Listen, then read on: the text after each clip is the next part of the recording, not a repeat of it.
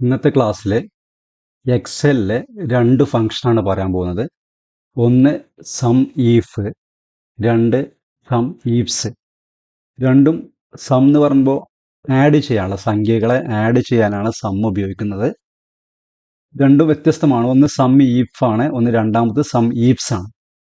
Some if എന്ന് പറയുമ്പോൾ ഒരൊറ്റ കണ്ടീഷൻ നൽകിക്കൊണ്ട് വാല്യൂസ് ആഡ് ചെയ്യാൻ വേണ്ടിയിട്ടാണ് സം ഈഫ് ഉപയോഗിക്കുന്നത്. സം ഈഫ്സ് എന്നുള്ളത് ഒന്നിൽ കൂടുതൽ കണ്ടീഷൻസ് കൊടുത്തിട്ട് വാല്യൂസ് ആഡ് ചെയ്യാൻ വേണ്ടിയിട്ടാണ് സം ഈഫ്സ് ഉപയോഗിക്കുന്നത്. ഇപ്പോൾ ഇവിടെ രണ്ട് ചോദ്യം തന്നിട്ടുണ്ട്. ഒന്ന്, find out total quantity of apple. ആപ്പിളിൻ്റെ ടോട്ടൽ ക്വാണ്ടിറ്റി കാണണം. ഇവിടെ ആപ്പിൾ മാത്രമല്ല ഉള്ളത്, മറ്റുള്ള ഫ്രൂട്ട്സുകളുണ്ട്. പക്ഷെ ഇത് നമ്മൾ ചെയ്യേണ്ടത് ആപ്പിളിൻ്റെ മാത്രം ക്വാണ്ടിറ്റി ആഡ് ചെയ്യണം. ഇവിടെ നോക്കുകയാണെങ്കിൽ ഇവിടെ ആപ്പിൾ 20 ഉണ്ട്, ഇവിടെ ആപ്പിൾ 50 ഉണ്ട്, ഇപ്പോൾ 70 ആയി. ലാസ്റ്റ് ആപ്പിൾ 40 ഉണ്ട്, അപ്പോൾ 110 ആയി, 110 ആയി. അപ്പോൾ ഇതെങ്ങനെ ഫൈൻഡ് ചെയ്യാം?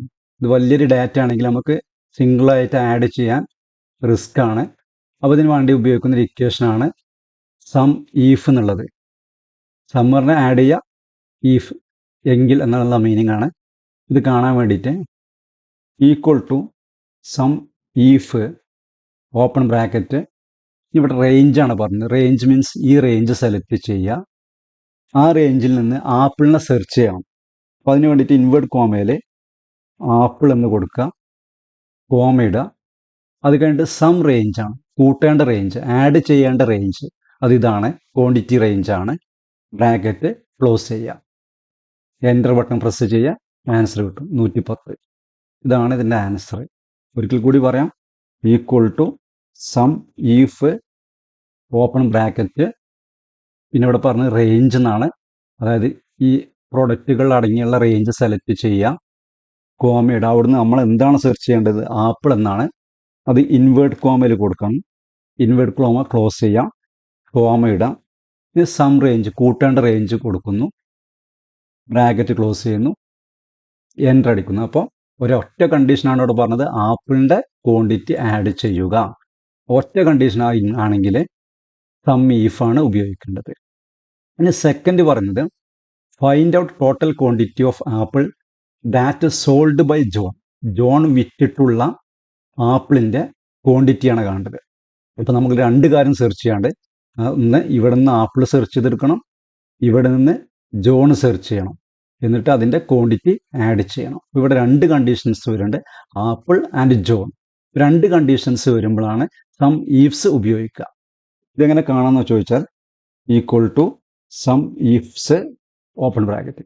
ഇതിൽ ആദ്യം സം റേഞ്ചാണ് കൊടുക്കേണ്ടത്, കൂട്ടേണ്ട റേഞ്ചാണ് കൊടുക്കേണ്ടത്. സെലക്ട് ചെയ്യുന്നു, കൂട്ടേണ്ട റേഞ്ച് ക്വാണ്ടിറ്റി റേഞ്ചാണ്, കോമ ഇട്ടു. ഇനി രണ്ട് കണ്ടീഷൻസ് വേണം. ഈ റേഞ്ചിൽ നിന്ന് കോമ ആപ്പിൾ,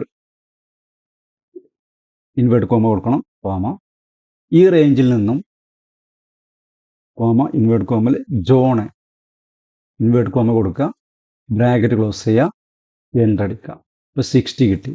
ജോൺ വിറ്റിട്ടുള്ളത് ഇവിടെ ഒരു 20 ഉണ്ട്, John 20, apple John 20, last apple John 40.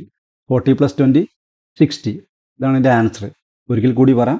Equal to sum ifs open bracket ഇട്ടിട്ട് സം റേഞ്ച്, കൂട്ടേണ്ട റേഞ്ച് ആദ്യം കൊടുക്കണം, ബ്രാക്കറ്റ് ക്ലോസ് ചെയ്യുന്ന രണ്ട് കണ്ടീഷൻസ് പറയണം.